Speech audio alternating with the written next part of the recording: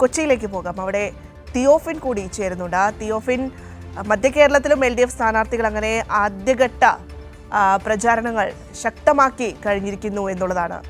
ഒപ്പം തന്നെ കോൺഗ്രസിനെ സംബന്ധിച്ചിടത്തോളം വിമത സ്ഥാനാർത്ഥികളുടെ അല്ലെങ്കിൽ വിമതരുടെ ഒരു കടന്നുകയറ്റം അത് UDFനെ സംബന്ധിച്ചിടത്തോളം വലിയ രീതിയിൽ പ്രതിസന്ധിയിലാക്കുന്നു എന്നുള്ളതാണ്. തിയോഫിൻ, എങ്ങനെയൊക്കെയാണ് കൊച്ചിയിലെ വിശേഷങ്ങൾ, തെരഞ്ഞെടുപ്പ് വിശേഷങ്ങൾ?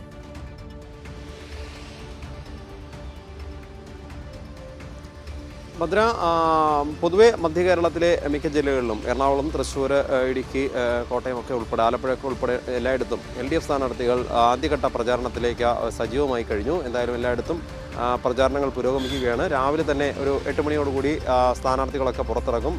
വീടുകളിൽ കയറിയുള്ള സന്ദർശനം രാവിലെ. അതിനുശേഷം വ്യാപാര സ്ഥാപനങ്ങളിലുള്ളവരെ കാണും. കാരണം എല്ലാ മേഖലയിലും അവർക്ക് വ്യക്തിപരമായ അടുപ്പമുള്ളവരാണ്. വാർഡായതുകൊണ്ട് തന്നെ ഓരോ വ്യക്തികളെയും നേരിട്ട് കാണുക എന്നുള്ളതാണ് ഈ തെരഞ്ഞെടുപ്പിൻ്റെ ഒരു പ്രത്യേകത മറ്റ് തെരഞ്ഞെടുപ്പുകളെ അപേക്ഷിച്ച്. കാരണം താൻ മത്സരിക്കുന്ന വാർഡിൽ എല്ലാവരെയും വ്യക്തിപരമായി കണ്ട് വോട്ട് ചോദിക്കാനുള്ള 2 or 3 വട്ടം ഒരുപക്ഷെ ആദ്യഘട്ടത്തിൽ തന്നെ അത് പൂർത്തിയാക്കാനുള്ളൊരു സാധ്യത അവിടെയുണ്ട്.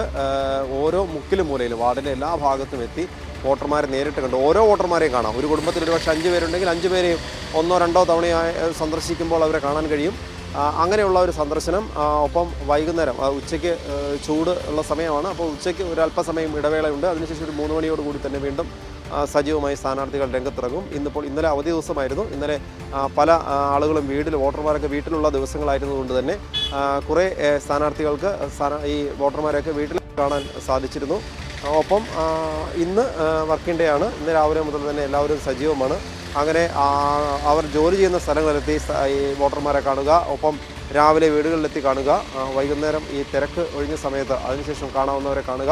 ഒപ്പം ഇതെല്ലാം കഴിഞ്ഞ് വൈകുന്നേരം യോഗങ്ങളുണ്ട്. പാർട്ടിയുടെ അടുത്ത ദിവസത്തെ തെരഞ്ഞെടുപ്പ് കാര്യങ്ങളുമായി ബന്ധപ്പെട്ടുള്ള യോഗങ്ങൾ, അങ്ങനെയെല്ലാം രീതിയിൽ സജീവമാണ്. പക്ഷേ ഇടതുമുന്നണി ഒരു പടി മുന്നേറി പ്രചാരണ പ്രവർത്തനങ്ങൾ മുന്നോട്ട് പോകുമ്പോൾ വലിയ പ്രതിസന്ധി കോൺഗ്രസും BJPയും ഒക്കെ ഇവിടെ നേരിടുന്നുണ്ട്. നേരത്തെ ഭദ്ര സൂചിപ്പിച്ചതുപോലെ കോൺഗ്രസിനെ സംബന്ധിച്ച് വലിയ പ്രശ്നം, കോൺഗ്രസ് നേരിടുന്ന വലിയ പ്രതിസന്ധി എന്ന് പറയുന്നത് ഈ സ്ഥാനാർത്ഥികൾക്ക് വോട്ട് നൽകാവുന്ന അല്ലെങ്കിൽ സീറ്റ് നൽകാവുന്ന എണ്ണം നിലവിലുള്ള സീറ്റ് തന്നെയാണ് നൽകാവുന്നത്. അതിൽ കൂടുതൽ നൽകാൻ കഴിയില്ല. പക്ഷേ കോൺഗ്രസിനെ സംബന്ധിച്ച് അവർ നേരിടുന്ന വലിയൊരു പ്രതിസന്ധി 2 or 3 തവണ മത്സരിച്ചവർ അല്ലെങ്കിൽ 4 or 5 തവണ മത്സരിച്ചവർ പോലും അടുത്ത തവണ വീണ്ടും സീറ്റിനായി കാത്തിരിക്കുന്നവരാണ്. അങ്ങനെ സ്ഥാനാർത്ഥി കുപ്പായവും തയ്പ്പിച്ച് കാത്തിരിക്കുന്ന ഒരുപാട് പേരുണ്ട്. അപ്പോൾ നൽകാവുന്ന സീറ്റിനേക്കാൾ 3 ഇരട്ടിയോളം ആളുകളുണ്ടാകുമ്പോൾ ആരെ ഉൾക്കൊള്ളിക്കുമെന്നത് വലിയ പ്രശ്നമാണ്. അതോടൊപ്പം തന്നെ ഇടതുപക്ഷം പൊതുവെ യുവാക്കൾക്ക് അവസരം കൂടുതലായി നൽകുമ്പോൾ കോൺഗ്രസിനെ സംബന്ധിച്ച് യൂത്ത് കോൺഗ്രസ്സുകാർക്ക് അവസരം നൽകുന്നില്ല എന്നത് വലിയ പ്രതിസന്ധിയാണ്. എറണാകുളം ജില്ലയിൽ തന്നെ യൂത്ത് കോൺഗ്രസിൻ്റെ പലർക്കും യൂത്ത് കോൺഗ്രസ് നൽകിയ സ്ഥാനാർത്ഥി പട്ടികയിൽ ഒരാളെ മാത്രമാണ് പരിഗണിച്ചതെന്നാണ് യൂത്ത് കോൺഗ്രസ് ജില്ലാ നേതൃത്വം തന്നെ പറയുന്നത്. അത്തരത്തിൽ വലിയ ആരോപണം ഉയർന്നിരുന്നു. അങ്കമാലിയിൽ ഉൾപ്പെടെ യൂത്ത് കോൺഗ്രസിൻ്റെ ഭാരവാഹികൾ രാജിവെക്കുന്ന ഒരു സാഹചര്യമുണ്ടായി.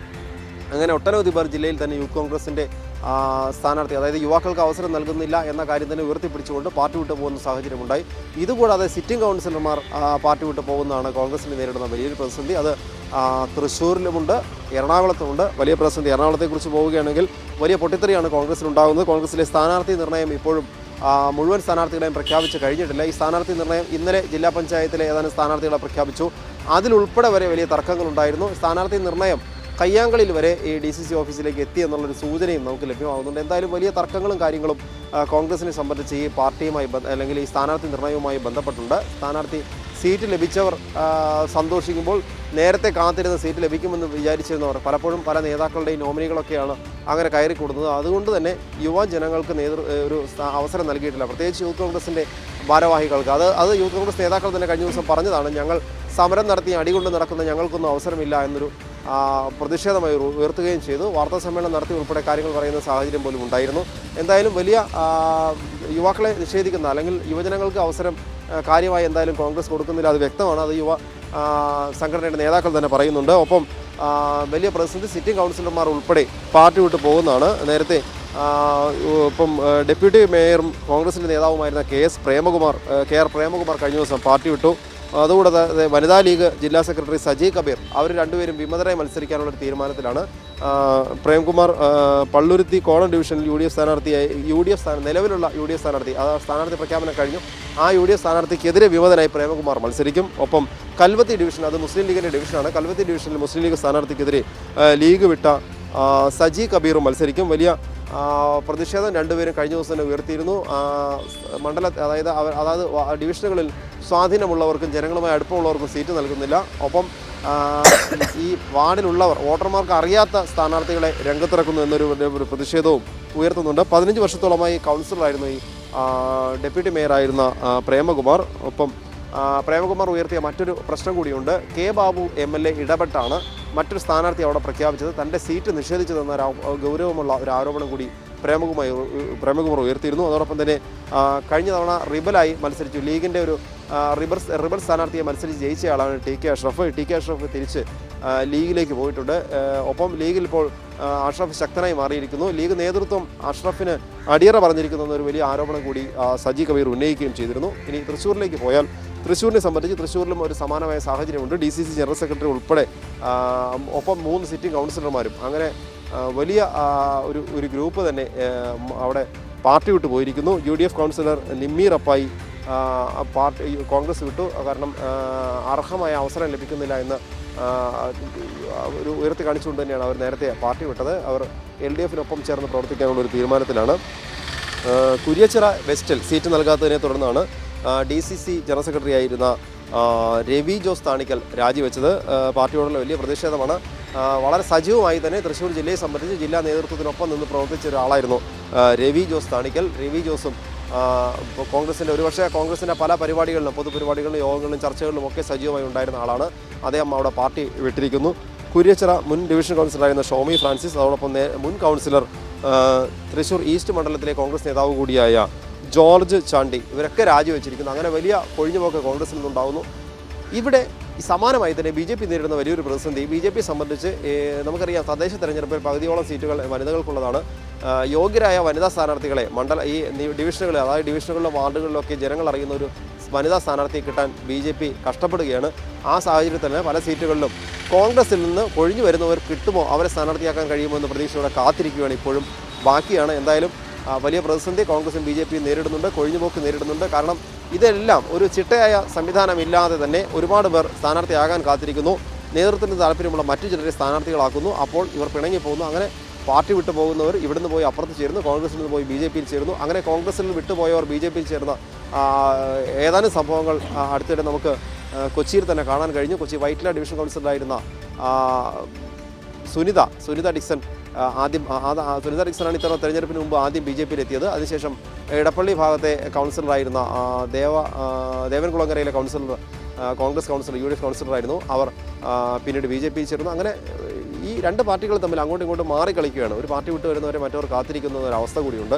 എന്തായാലും വലിയ പ്രതിസന്ധി UDF BJP ഇവിടെ നേരിടുന്നുണ്ട്. അവിടെ ഇതാ വലിയ രീതിയിലുള്ള ഒരു ദാരിദ്ര്യം അല്ലേ, സ്ഥാനാർത്ഥികളെ കിട്ടാൻ പോലുമില്ല എന്ന് പറയുമ്പോൾ എത്രമാത്രം ആ ഒരു പാർട്ടി അധവദിച്ചു കഴിഞ്ഞിരിക്കുന്നു കൊച്ചിയിൽ എന്നുള്ളതാണ്. കൊച്ചിയിൽ ഒരുപക്ഷെ ചിത്രത്തിൽ പോലും BJP വരാനുള്ള സാഹചര്യങ്ങൾ കുറവാണ് ഇങ്ങനെ പോവുകയാണെങ്കിൽ. കാരണം UDFൽ നിന്നൊക്കെ വരണം, അല്ലെങ്കിൽ UDFൽ നിന്ന് കൊഴിഞ്ഞു പോയവരെ ഒക്കെ എടുക്കേണ്ട ആ ഒരു ഗതികേടിലേക്ക് BJP മാറുന്നു എന്നുള്ളതാണ് കൊച്ചിയിൽ മറ്റൊരു പ്രധാനപ്പെട്ട കാര്യം. തിയോഫിൻ നമുക്കറിയാം, തിയോഫിൻ നേരത്തെ പറഞ്ഞതുപോലെ തന്നെ നമുക്ക് ഈ യുവജനങ്ങളെ തഴയുന്ന ഒരു സാഹചര്യം, അത് കോൺഗ്രസിനെ സംബന്ധിച്ചിടത്തോളം UDFനെ സംബന്ധിച്ചിടത്തോളം ഒന്നും പുത്തരിയല്ലല്ലോ തിയോഫിൻ. കാരണം ആ ജംബോ പട്ടിക പുറത്തിറങ്ങിയ സമയത്ത് തന്നെ നമ്മൾ കണ്ടതാണ്. അവിടെ നിരവധിയായിട്ടുള്ള യുവജനങ്ങളെയാണ് അവർ ഒഴിവാക്കിയിട്ടുണ്ടായിരുന്നത്. അതിനെതിരെ വലിയ രീതിയിൽ പ്രതിഷേധമൊക്കെ ഉണ്ടായിരുന്നു. അപ്പോൾ പിന്നെ ഈ സ്ഥാനാർത്ഥി പ്രഖ്യാപനവുമായി ബന്ധപ്പെട്ട് പ്രത്യേകിച്ച് പറയേണ്ട ഒരു സാഹചര്യവുമില്ല. പക്ഷെ അവിടെയൊക്കെ LDF മാതൃകയാകുന്നു എന്നുള്ളതാണ്. തിയോഫിൻ നമ്മുടെ ഭാഗ്യലക്ഷ്മി SFI നേതാവാണ്, അവരെയാണ് ഇത്തവണ നിർത്തിയിരിക്കുന്നതും. അത് എവിടെയാണെന്നും കൂടി പറയട്ടെ. 14ാം ഡിവിഷൻ, കൊച്ചി കോർപ്പറേഷൻ 14ാം ഡിവിഷൻ, അത് 1.5 പതിറ്റാണ്ടായി NDA കൈയടക്കി വെച്ചിരിക്കുകയാണ്. അവിടെ പോലും വളരെ കോൺഫിഡൻസോട് കൂടിയാണ് ഭാഗ്യലക്ഷ്മിയെ നിർത്തിയിരിക്കുന്നത്. തിയോഫിൻ,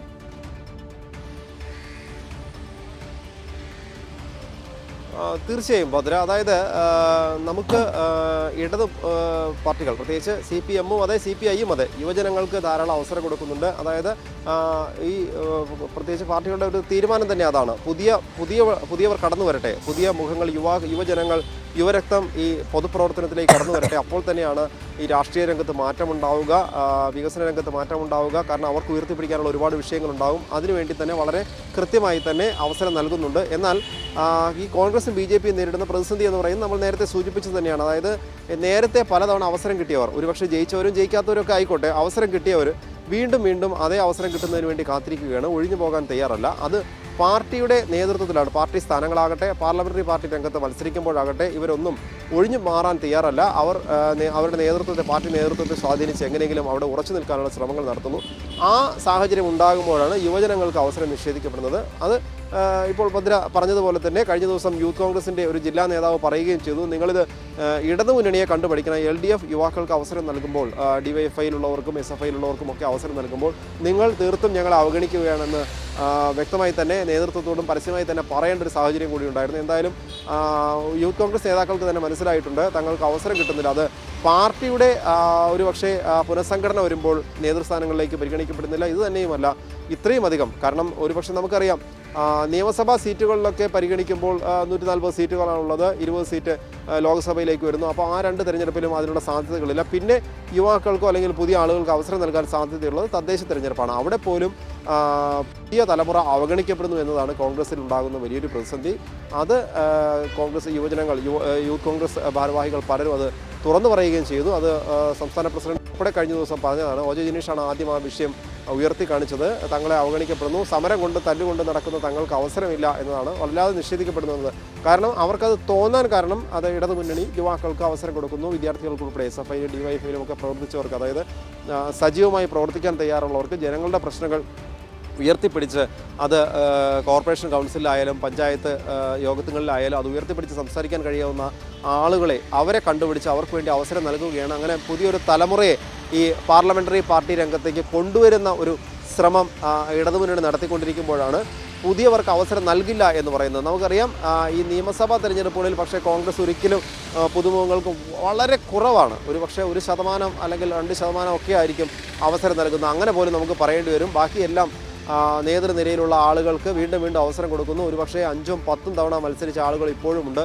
അവരൊക്കെ വീണ്ടും അതേ രംഗത്ത് ഒരുപക്ഷെ തങ്ങൾ തന്നെ മത്സര സീറ്റുകളിൽ എന്തെങ്കിലും തിയോഫിൻ എന്തായാലും മധ്യ കേരളത്തിലെ വിശേഷങ്ങളാണ് ഇപ്പോൾ തിയോഫിൻ നൽകിയത്. നമുക്കറിയാം മധ്യ കേരളത്തിൽ LDF സ്ഥാനാർത്ഥികൾ ആദ്യഘട്ട പ്രചാരണത്തിൽ സജീവമായി കഴിഞ്ഞിട്ടും കോൺഗ്രസിനകത്തും BJPക്കും ഇപ്പോഴും പൊട്ടിത്തെറികൾ ഒന്നും തന്നെ അവസാനിക്കുന്നില്ല എന്നുള്ളതാണ്. കൊച്ചിയിലും തൃശ്ശൂരിലുമൊക്കെ സ്ഥാനാർത്ഥി പ്രഖ്യാപനങ്ങൾക്ക് പിന്നാലെ കോൺഗ്രസിൽ നേതാക്കളുടെയൊക്കെ കൊഴിഞ്ഞുപോക്ക് ഇപ്പോഴും തുടരുന്നു എന്നുള്ളതാണ്. ഓരോ മിനിറ്റ് വെച്ചും ഓരോ സ്ഥാനാർത്ഥി പോകുന്നു എന്നുള്ളതാണ്. മറ്റൊരു ഭാഗം നമുക്ക് നോക്കുകയാണെങ്കിൽ ജില്ലാ പഞ്ചായത്തിലെ UDF സീറ്റ് ചർച്ചകൾ കയ്യാങ്കളി വരെ എത്തിയതായും സൂചനയുണ്ട്. ഒരു ഭാഗത്ത് സ്ഥാനാർത്ഥികളെ കണ്ടെത്താൻ കഴിയാതെ അത്രമേൽ ദാരിദ്ര്യത്തിലായിരിക്കുകയാണ് BJP എന്നുള്ളതാണ്. UDFിൽ നിന്ന് വിട്ടുവരുന്ന വനിതാ നേതാക്കളെയൊക്കെ ചാക്കിട്ട് പിടിക്കാനുള്ള തയ്യാറെടുപ്പിലാണ് BJP ഉള്ളത്.